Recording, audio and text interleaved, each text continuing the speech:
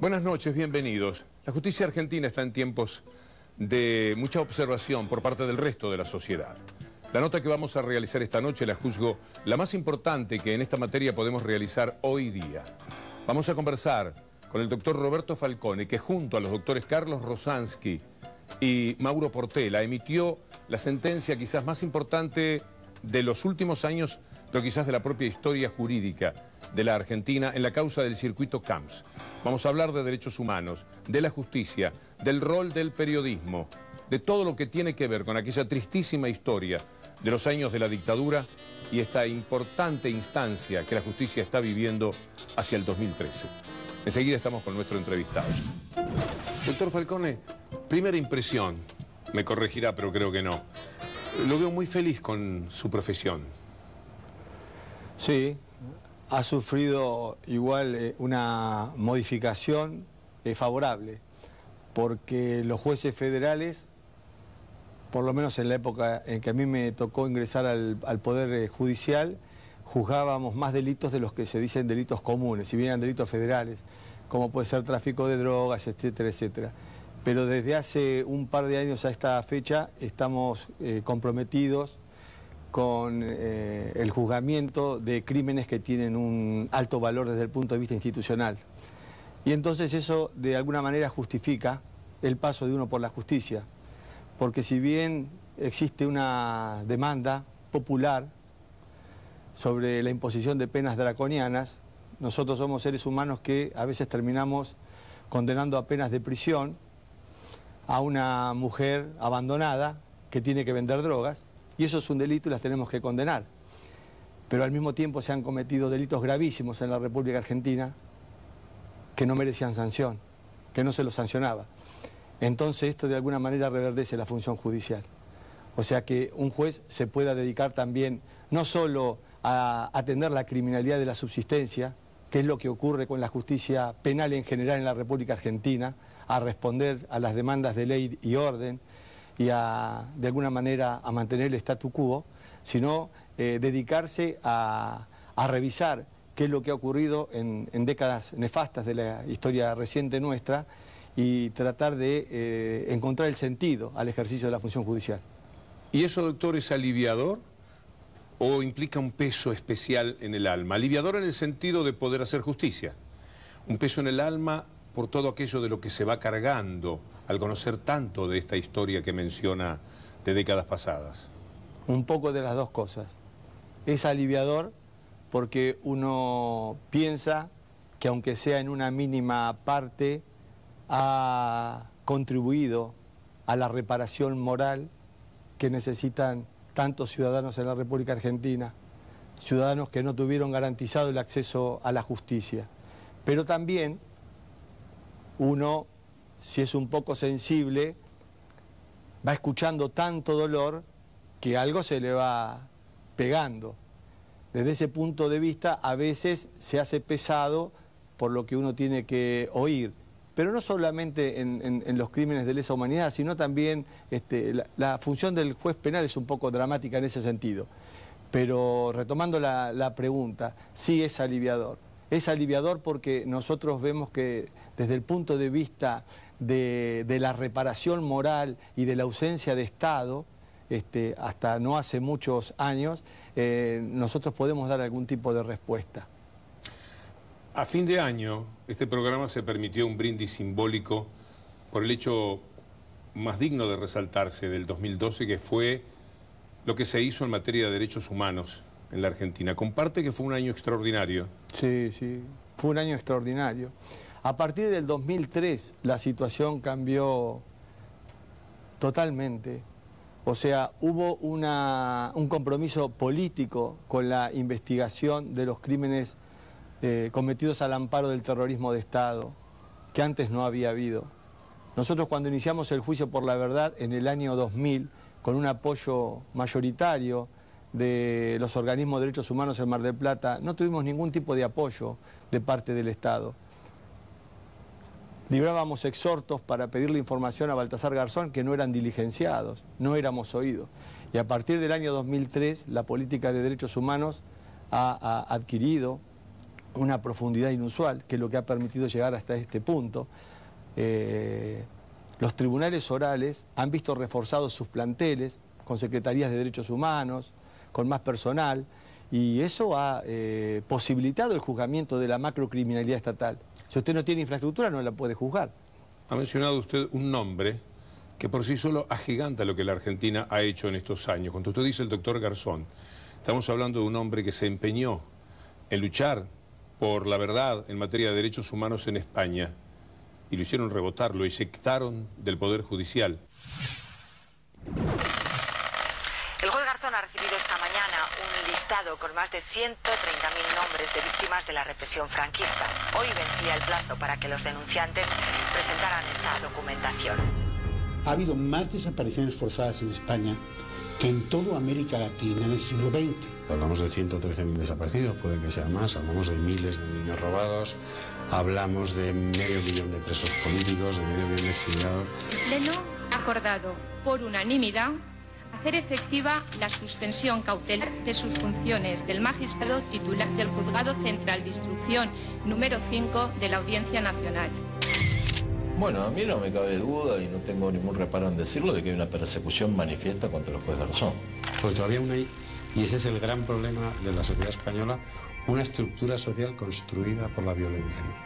Y eso opera visiblemente y opera invisiblemente. Nos está hablando de las grandes empresas, que son los que en un momento determinado son los que siguen coartando la democracia española. La ley de amnistía del año 77 no puede en ningún caso amparar el genocidio.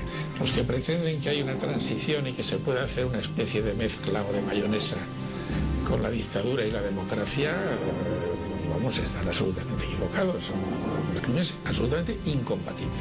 Entonces, la pregunta que queda es si lo que están prevaricando no son los jueces del Tribunal Supremo, dictando contra el juez Garzón una resolución injusta y que por tanto también deberían ser sometidos en su día a la acción de la justicia.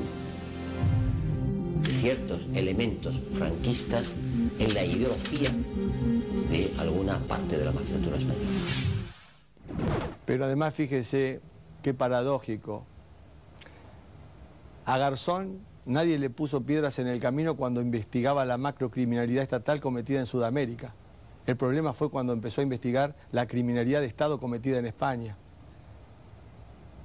Y en un proceso plegado de irregularidades, Garzón fue removido y fíjese que hoy España está abriendo las investigaciones por los crímenes cometidos durante la dictadura franquista. Garzón es una víctima de todo el empeño del ahínco y de la profesionalidad que puso en la investigación de esos crímenes. El episodio más importante del que le ha tocado participar es este que terminó con las 23 sentencias conocidas de diciembre pasado. Todos han sido importantes. Yo creo que en materia de violaciones a los derechos humanos, todos los casos tienen la misma importancia, porque para las víctimas el saber qué es lo que ha pasado con sus seres queridos, identificar a sus autores, o la imposición de una pena que repare la humillación que ha sufrido la víctima al no ser atendida por el Estado durante todos estos años, hace que uno no fije una escala de juicios en orden a su importancia. Pero lo que ocurre es que la repercusión es diferente, porque en este último caso los funcionarios a los que nosotros hemos juzgado y condenados eran los funcionarios de la máxima jerarquía de la provincia de Buenos Aires. Nosotros estábamos juzgando al gobernador que falleció durante la tramitación del proceso, a su ministro de gobierno, al jefe de la dirección de investigaciones. Esto es a personal que jerárquicamente, en su condición de funcionarios públicos, en su condición de sujetos obligados jurídicamente a garantizarle la seguridad y la libertad a los bonaerenses, a los ciudadanos de la provincia de Buenos Aires, los atacaron. Implementaron un aparato criminal clandestino que promovió el uso indiscriminado de la tortura, del secuestro, del homicidio alevoso, transformó a la Argentina en lo que prácticamente fue la noche del nacionalsocialismo, la noche de la niebla, las Najusnebel del monstruo totalitario. Acá de lo que se recuerda son las puertas que caen en la penumbra, el ruido de armas, el golpeteo de botas. Eso es lo que dejó ese juicio y esos funcionarios. Entonces, desde ese punto y la repercusión que tuvieron, que no habían sido alcanzados por la justicia penal, algunos de ellos hasta ese momento, es lo que hizo que ese proceso tuviera mayor repercusión. Uno no puede no ponerse en el lugar del otro. O sea, cuando usted ve lo que ha sufrido, lo que han sufrido las víctimas de las violaciones a los derechos humanos en esos centros clandestinos de detención, donde las torturaban, les faltaban alimentos, donde las ponían contra la pared, las seleccionaban, las violaban, las golpeaban y luego las asesinaban. Cuando uno piensa en los procedimientos en los que se llevaban detenidos a los padres, pero también secuestraban a los hijos y los entregaban a otras familias y les sustituían sus identidades, y uno piensa en el secuestro de una joven de 14 años y violada en un centro clandestino de detención y asesinada y enterrada como NN. Cuando uno piensa en todo eso y cuando se pone en el lugar del otro, ya no es lo mismo. ¿Fue perdiendo la capacidad de sorpresa? No sé si fui perdiendo la capacidad de sorpresa, porque siempre veo que aparece algo que me conmueve y que me sorprende. Lo que sinceramente yo no puedo creer es que todo esto se haya hecho al amparo de una proclama que, por ejemplo, tenía como finalidad restituir los valores de la moral cristiana, de la tradición nacional, de la dignidad del ser argentino. Esas finalidades están publicadas en el boletín oficial, el 31 de marzo del 76. Esa es la finalidad del proceso. Y sin embargo, todo lo que se hizo fue para negar el ser nacional, la dignidad del hombre, la corporal, la psíquica, para despersonalizarlos, negarle su identidad. ¿Hay algún episodio en particular que se llevó con usted, lo acompañó varios días, lo tenía ahí como algo que reaparecía? ¿Acaso se lo quería quitar de encima y volvía? Sí, hay uno que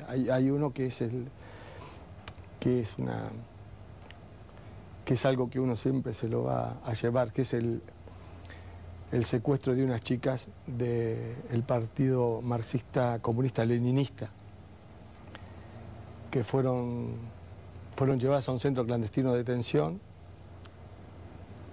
fueron torturadas y una noche ingresó a ese centro clandestino de detención una patota de las Fuerzas Armadas y las pusieron contra la pared y eligieron a una de ellas, que fue violada en el mismo centro clandestino de detención durante toda una noche, y la devolvieron con sus compañeras a la mañana siguiente, con la cara destrozada a golpes, y luego fue asesinada.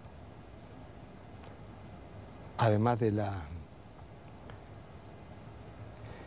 la muerte de Mónica Santucho, de solo 14 años de edad, de las personas que mataban y que cremaban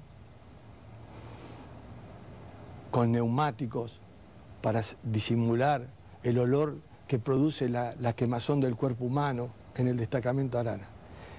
Convivir con eso es difícil, pero también es una razón para que la sociedad entienda que estos hechos atroces deben ser juzgados y sancionados. Los ha tenido cara a cara, los ha visto y conoce sus crímenes. ¿Qué idea tiene de la capacidad de perversión del ser humano, de la maldad del ser humano? ¿Es inescrutable? Cuando usted los ve ahora, ¿le parece mentira que hayan hecho eso? Y muchos se justifican diciendo que era una guerra. Otros no se animan a confesar los delitos que han cometido. Pero en su declaración, un coronel del ejército, en el último juicio, dijo que había que aplicar la tortura para obtener información. Y con esa información había que ir casa por casa para prenderlos y matarlos. O sea, ¿qué hay adentro de una persona que dice que con la información obtenida bajo la tortura va a la casa de una persona supuestamente vinculada con actividades subversivas y la asesina? Es difícil saberlo. El componente religioso de cada uno de ellos, al mismo tiempo que es una contradicción, ¿es un elemento que le surgía a usted muy frecuentemente en la evaluación de estos sujetos? Sí, me surgía, pero me surgía coetáneamente a pensar en la complicidad de la Iglesia, en el sacerdote von Bernis que se movía en los campos de concentración, en los campos de exterminio, que estaba allí cuando torturaban, que estuvo presente y que ejecutó de mano propia también homicidios por los cuales fue condenado.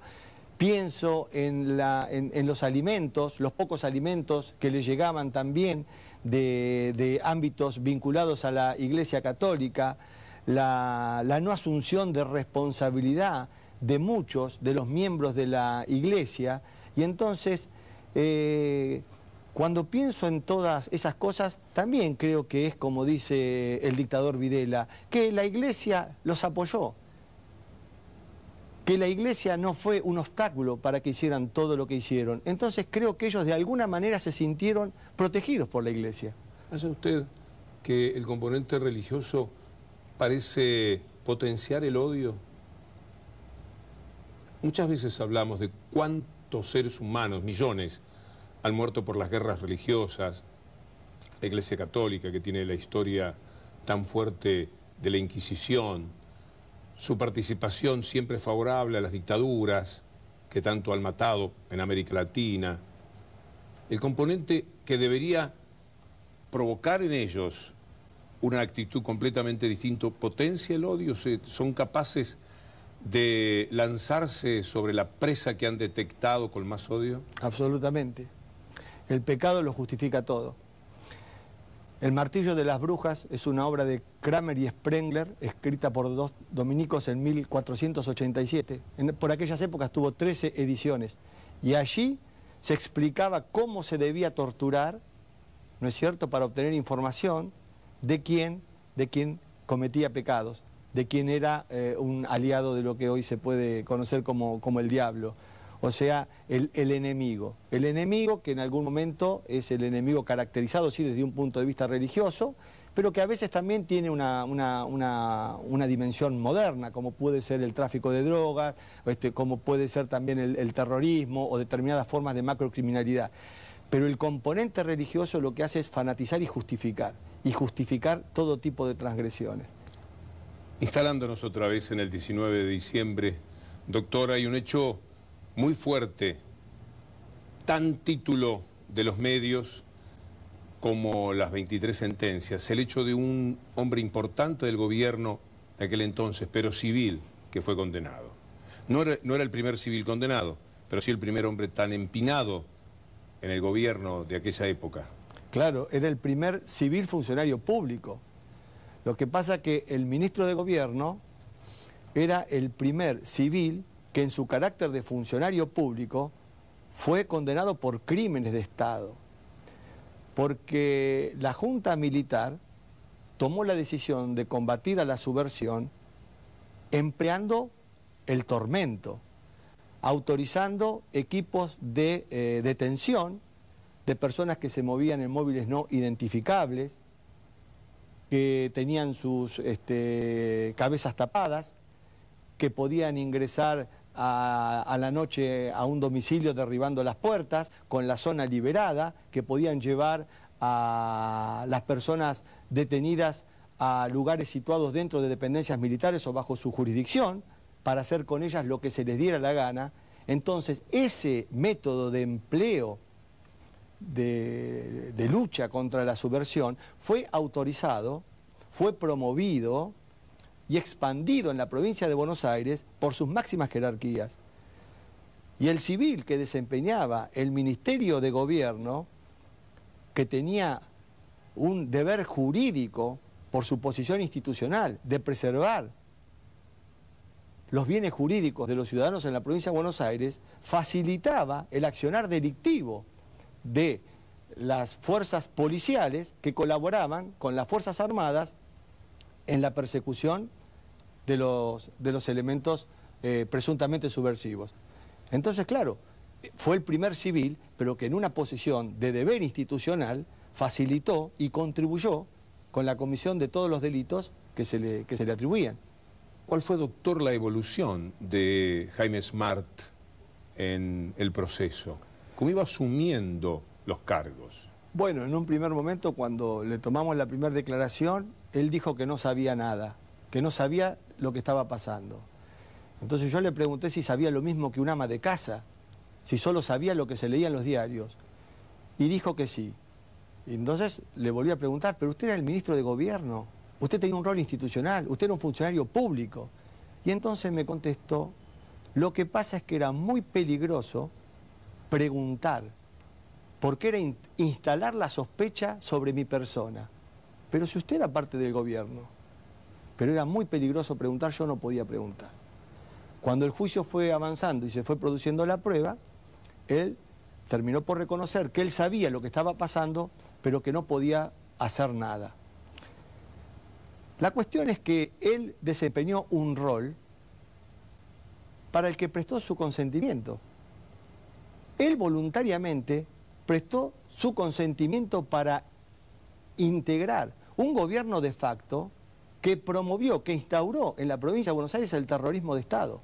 Y él tenía conocimiento que en las cárceles de su provincia, que dependían de su ministerio y del jefe de policía, se cometían los crímenes más atroces.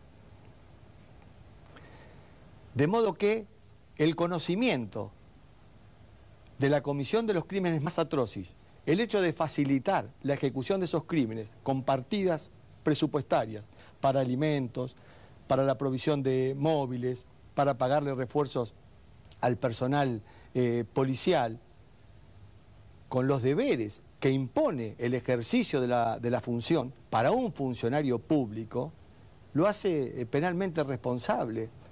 O sea, hay dos maneras de entender cómo alguien puede ser responsable de un delito. Hay una visión que es tradicional, que cree que el homicida solamente es el que tiene las manos manchadas de sangre, el que ejecuta el disparo con el arma de fuego.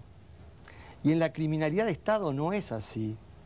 Cuando llega, que es un autor alemán, ha estudiado la criminalidad en el nacionalsocialismo, dice, en la criminalidad de Estado, una llamada telefónica o la firma de un documento puede ser un asesinato. Imagínese usted en ese clima un parte de inteligencia que dice que fulano de tal está vinculado a la subversión. Era una sentencia de muerte. Entonces no se puede creer que solo mata el que dispara el arma en contra de la víctima. En la criminalidad estatal, los funcionarios públicos son todos responsables, porque el crimen de Estado es una obra colectiva. Es una obra que llevan a cabo desde las máximas jerarquías, Videla, Macera y Agosti, hasta el cabo y el sargento, que en un centro clandestino sacan a una persona para la tortura, que saben que no tiene agua, que no tiene alimentos, que es permanentemente vejada, que no conoce en qué espacio ni en qué tiempo está situada. Entonces, para un funcionario público que se encuentra en ese rol institucional, el conocimiento y la facilitación de los medios para que todos esos crímenes se perpetren, lo convierte en un autor directo. La semana pasada asistimos a un pequeño documento de una mujer que decía a los gritos esto que va a ver, doctor. Desgraciadamente no pudimos enfrentarnos a la burguesía que se pasea tranquilamente hoy día por todos lados. Los Rodríguez, los Bulnes, los Piñera, todos los que crearon este sistema, que no fue para nada Pinochet. A Pinochet no le daba la cabeza para eso. Pinochet estaba para matar. Lo eligieron para eso. Si me molesta a alguien, usted me lo mata. Me lo hace desaparecer. Y eso hizo. Y lo hizo bien. Esta mujer dice lo que más o menos usted estaba señalando con respecto a cómo se pueden dar ese tipo de responsabilidades. Hay uno que mata, que es el que ejecuta toda la parte perversa del plan, pero detrás hay gente que tiene mucho que ver. Sí, son los autores detrás del autor. Son aquellos que son los que deciden el crimen, que no intervienen en la materialidad, no se manchan las manos de sangre, pero son los que deciden el momento de su comisión, deciden el sí, el cómo, el cuándo. ¿Y les generó dificultades juzgar a Smart, un hombre socialmente muy aprobado por un sector de la sociedad, con muchas conexiones, muy defendido por sectores civiles durante el juicio? Hemos sido víctimas de una campaña, si se quiere, de presión mediática del diario La Nación, que a lo largo de todo un año, a través de sus notas editoriales, de sus cartas de lectores, insinuaba que la actuación del tribunal era claramente de prevaricato, o sea que se estaba juzgando a Smart con un criterio revanchista y que no tenía ningún tipo de responsabilidad en los hechos. Eso implicó, para quienes hablan permanentemente y escriben sobre la independencia judicial, una suerte de presión, porque se quería instalar una suerte de idea de que Smart era un perseguido político. Y nosotros no perseguimos políticamente, nosotros revisamos el pasado a la luz del derecho penal, si lo que hizo una persona constituye o no un delito. Desde ese punto de vista hubo una campaña persistente y continuada en el tiempo.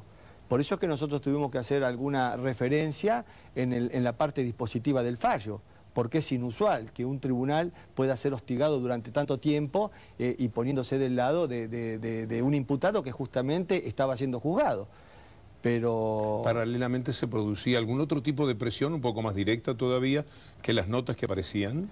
Bueno, hemos sido intimidados, coaccionados, amenazados, nos han mandado cartas anónimas desde el extranjero, el soporte documental constituía en parte lo publicado por el diario La Nación, hemos tenido que hacer la denuncia pertinente que está tramitando. Cuando uno interviene en este tipo de procesos, tiene problemas. O sea, nosotros hemos venido arrastrando problemas desde hace muchos años. Pero bueno, hay que sortearlos y hay que juzgar. ¿No escapa, doctor Falcón, a su criterio que ustedes firman estas sentencias con esta advertencia enviada a la Comisión de Independencia, se dice así, de la Suprema? Comisión Nacional de Protección de la Independencia Judicial. Envían esas consideraciones sobre el diario de La Nación justo en los tiempos en los cuales de adentro de la Corte Suprema salía un documento que fue lo que generó después las solicitadas de otros hombres de la justicia, 2 solicitadas en realidad, hablando de la necesidad de la independencia y de estar por afuera de las presiones. ¿Tiene algún comentario al respecto? La solicitada de la Comisión Nacional de Protección de la Independencia Judicial aportó una visión sesgada de lo que es la realidad judicial, que no es en absoluto compartida por mí y por muchos otros magistrados.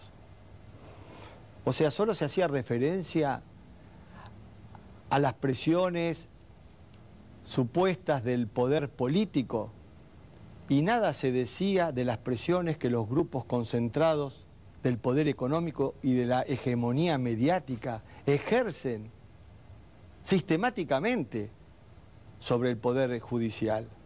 De eso no se decía absolutamente nada. O sea, se pretendía presentar una visión homogénea del Poder Judicial, cuando es sabido que nosotros, y con todo lo que le acabo de decir, convivimos con jueces que vienen desde la época de la dictadura. Y sinceramente no me siento representado por un juez que concurría en el año 1976 a la cena anual que hacía la Asociación de Magistrados, cuando el invitado de honor era Videla. Entonces nosotros también venimos arrastrando en el Poder Judicial toda una serie de problemáticas que no han sido atendidas y que requieren de una oxigenación. O sea, tenemos un Poder Judicial endogámico, encriptado, con una conformación verticalizada, donde lo que importa es lo que dice el superior. Hay una suerte de presión a veces sobre la superintendencia que se ejerce sobre los jueces de primera instancia, y somos todos jueces y no pensamos todos de la misma manera. Mientras ustedes padecían, sobrellevaban, enfrentaban toda esa campaña, ese intento de presión, había al mismo tiempo una gran presión periodística por hablar de las presiones sobre la justicia. Era bastante hipócrita el asunto. Es decir, medios que presionaban a ustedes y medios que decían que hay presiones sobre la justicia.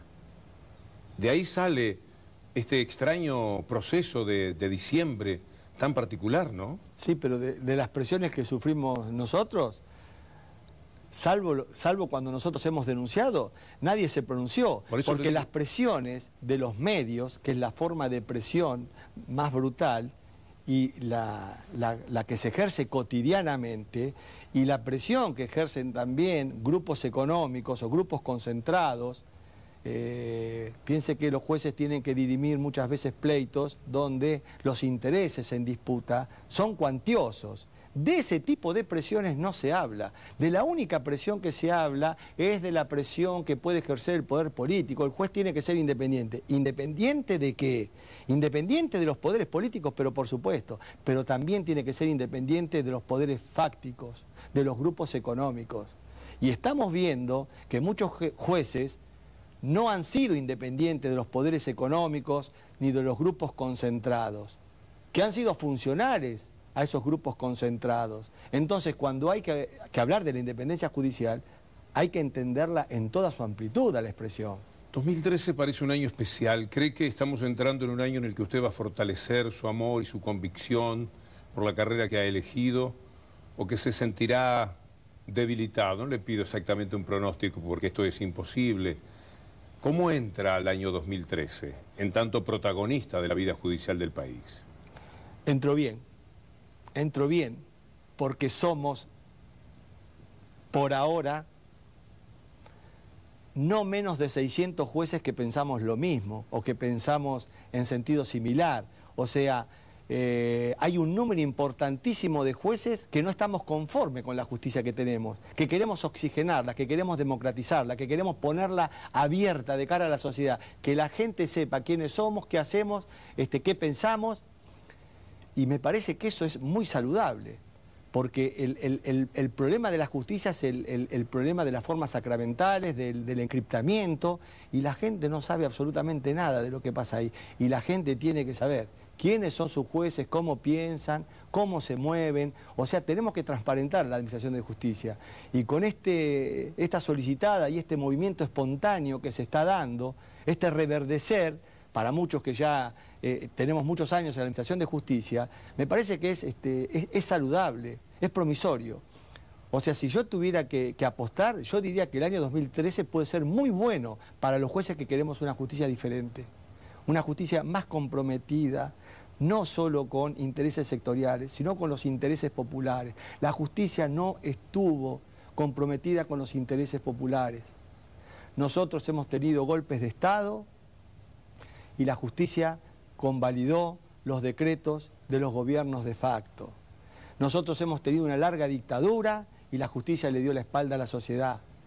Los habeas corpus no se tramitaban, se negaban en el primer piso del tribunal los habeas corpus, cuando las víctimas, los amparados por esos recursos, sus cadáveres, se les estaba haciendo la autopsia en el subsuelo del Palacio de Justicia. Entonces la justicia argentina necesita reencontrarse con la sociedad. Y si nosotros creemos que tenemos la autoridad para juzgar a quienes cometieron delitos durante el terrorismo de Estado, también tenemos que juzgar a los jueces que han cometido delitos durante el terrorismo de Estado, causas que en general vienen demoradas, con todo tipo de chicanas, si es que en realidad queremos ser una justicia diferente y si queremos presentarnos frente a la sociedad como una justicia diferente.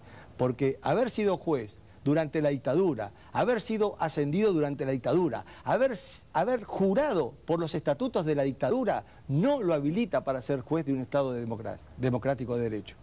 Y yo creo que hay jueces que están en desacuerdo con la presencia y con el compartir de los criterios que exponen representantes jurásicos de la justicia. Creo que vienen otros tiempos. Era más difícil en nuestros tiempos de muchachos colarnos a un baile frente a la facilidad que ha tenido aquella cantidad de jueces de los tiempos de la dictadura en colarse hacia los tiempos de la democracia. ¿Qué falló ahí? Todo falló, todo falló. En la provincia de Buenos Aires, la Corte, en 1976, en realidad una directiva del presidente de la Corte, le prohibía a los jueces de instrucción que en los habeas corpus le pidieran informes al comando de las Fuerzas Armadas. Esa resolución de presidencia fue derogada en 2006. Cuando concluye el proceso, se sanciona una ley que se llama Ley de Defensa de la Democracia y crea como delito el ser juez de un gobierno de facto.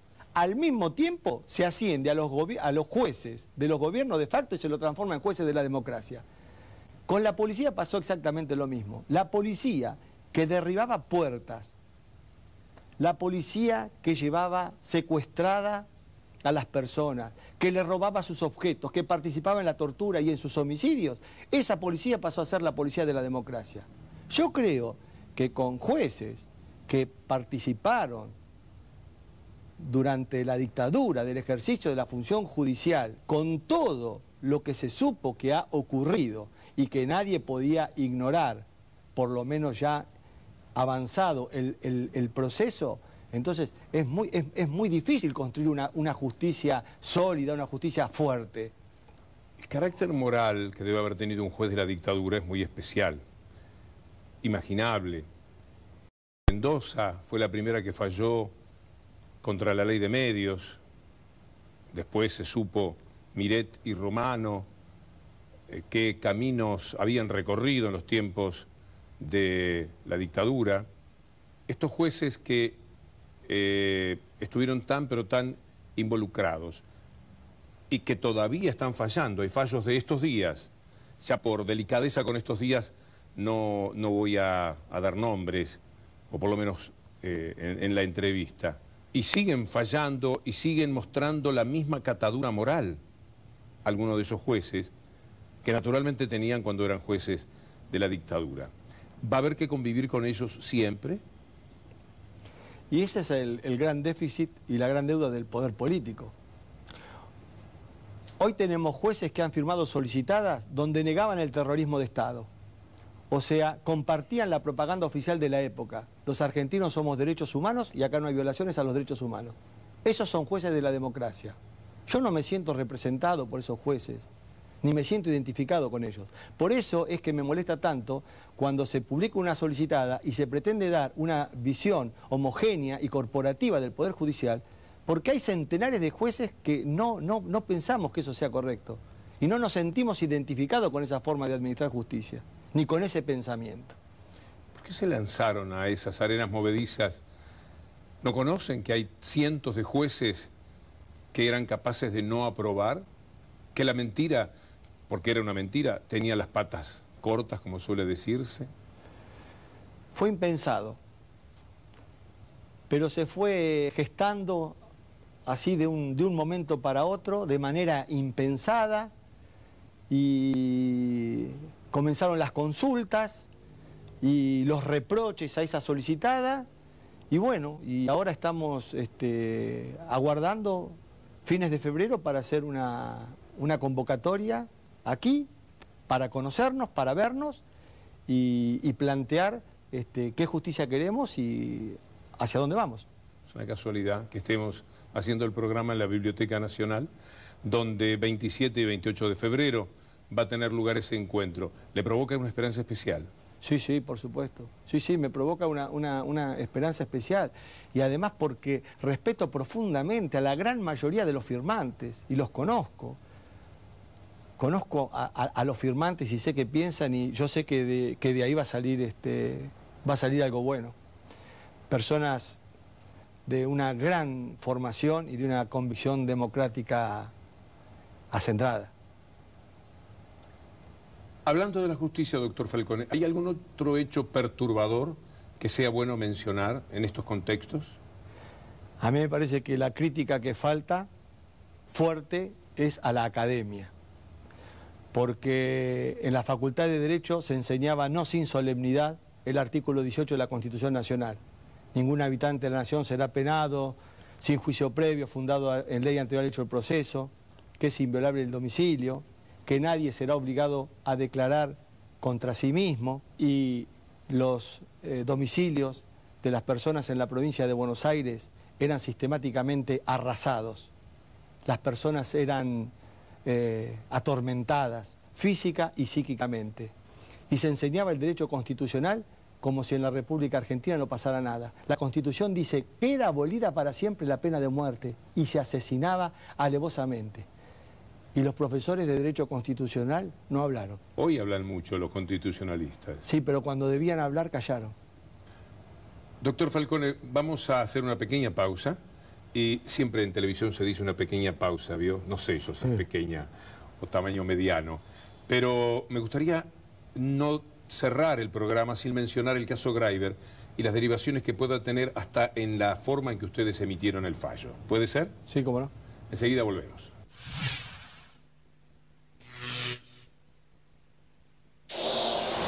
¿Sabe en quién confiar a la hora de adquirir o de alquilar su nuevo predio industrial?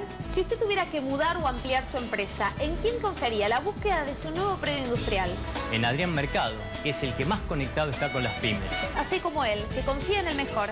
Adrián Mercado, gestión inmobiliaria. El placer de operar con el que sabe.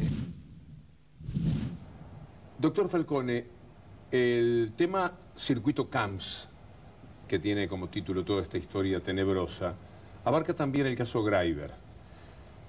En el fallo de ustedes se menciona al diario La Nación. No hemos faltado a aquellos que nos preguntamos si va a tener alguna influencia, cree usted, la consideración que han establecido y el hecho de que esté el caso Graiber de por medio con el tema papel prensa. Mire, lo que quedó acreditado es que todo el grupo Graiber, todo, el padre de David, su madre, Lidia Papaleo y todas las personas vinculadas al grupo Graiber fueron trasladados a Puesto Vasco, que era un destacamento que no figuraba en el organigrama policial. Allí fueron torturados. La tortura física con picana eléctrica que sufrió Lidia Papaleo fue confesada nada menos que por uno de sus coautores, por Cosani. Motivo por el cual el empleo de tormentos sobre las víctimas del caso Graiber, con todo lo que se está investigando en este momento, nosotros lo hemos puesto en conocimiento del juez que lleva adelante la investigación, y nosotros sí hemos evaluado todos esos testimonios a los efectos de adjudicar la responsabilidad penal de los imputados que nosotros tenemos en nuestro juicio. Y el juez tendrá que sacar sus conclusiones respecto de la materia que es objeto de investigación en su juzgado.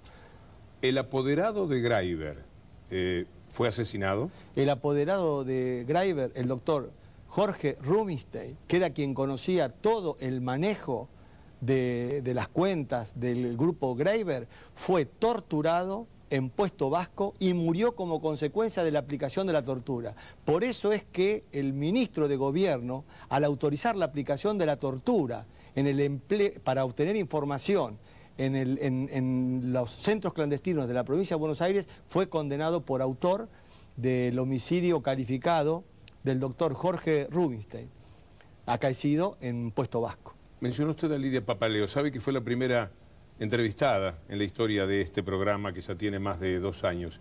En efecto, cuanto ella cuenta, casi que por pudor, no es tan grave lo que ella cuenta como lo que realmente padeció.